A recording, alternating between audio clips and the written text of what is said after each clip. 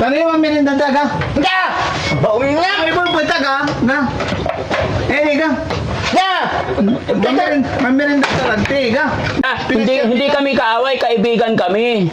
No? Ano mang? Tara. Alag! Eto, inumin mo, dali. Nga. Sinong kaaway mo? Hindi kami kaaway. Yung pakikinig, wisip kayo. Tignan mo yung mga kasama natin, hindi na kaya. Naiwan yung dalawang senyor. Yung mga kababayan. After po ng ilog-ilog na tinawiran namin, kagubatan naman. Yung tour guide namin, di na namin makita na saan na. Mas matanda ng marami sa amin yun, pero naiwan na kami. Tayo, saan galing yung tubig? Sa bundok?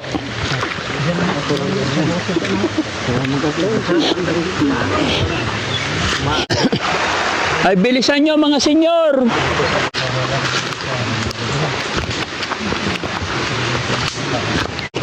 Ay, mga senyor, okay lang?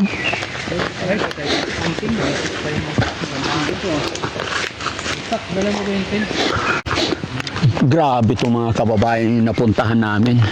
Hindi ko inaasahan na ganito. After ng matubig, ito masyadong liblib na to mga kababayan. First time ko makapasok sa ganito, medyo natatakot na ako mga kababayan kasi hindi ito ordinaryong dinadaanan. Kumbaga, parang sila-sila lang ang dumadaan dito. Mararamdaman mo naman mga kababayan kung maraming dumadaan dito eh. Pero ang nakikita kong dumadaan dito, mga ahas, mga ibon. Daan na lang ng tubig to pag malakas ang ulan eh. Nakakatakot dito guys. Parang hindi ko na alam bumalik ah. Kaya na natin bumalik, alam natin. Tandaan nyo ah. Alam ito. Ha? Ha? Naka-waste? Walang waste dito.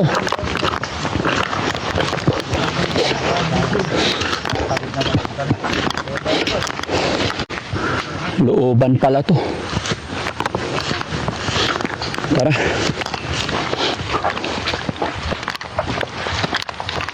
So yun mga kababayan, mga kabarangay, no? Isang mapagpalang hapon po sa atin lahat.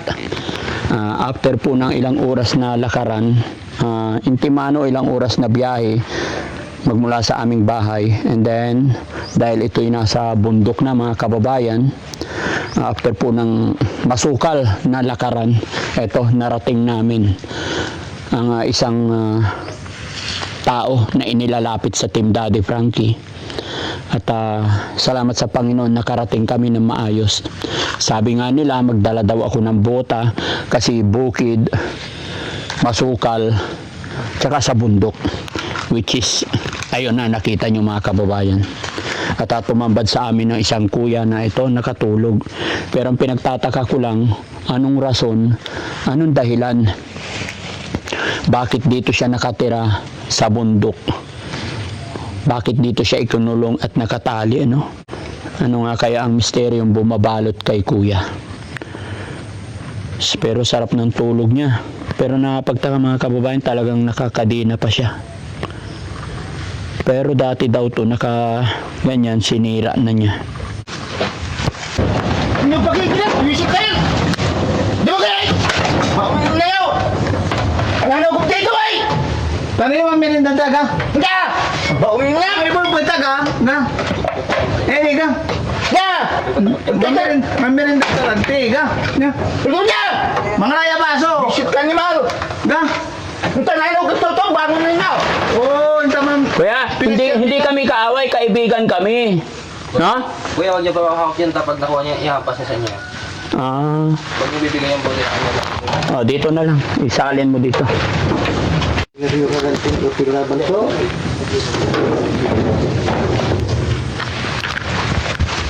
Kaya Celso, si Daddy Frankie po ito. Yan. Bangon ka. Punta tayo. Ha? Selso na yung wala yung Yan. lang. Bangon ka. Nagkabangatan na. Yan mang. Tara. Alag. Ito, inumin mo, dali. Yan. Bukan dyan. Hindi. Ito, inumin mo to. Dali. Oh, Yan. Tatay. inumin mo ah, huwag mo itapon. Ano lahat yan? Visit ka, animal. Sinong kaaway mo? Hindi kami kaaway. Kaya Celso, kaibigan kami. Ano yan? Demonyo ka. Ha? Kuring ka demonyo. Tatabi ako sa'yo ha? Kaibigan ako. Oh. Ako si Daddy Frankie.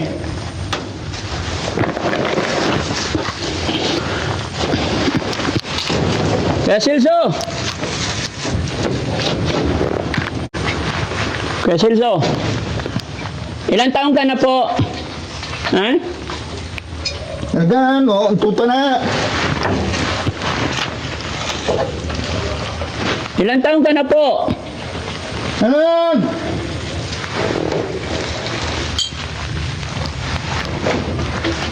Gusto kitang tulungan, kuya.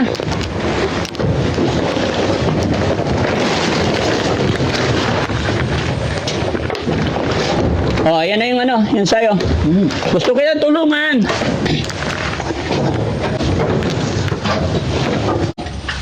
Kaya Celso, ano nangyari sa'yo?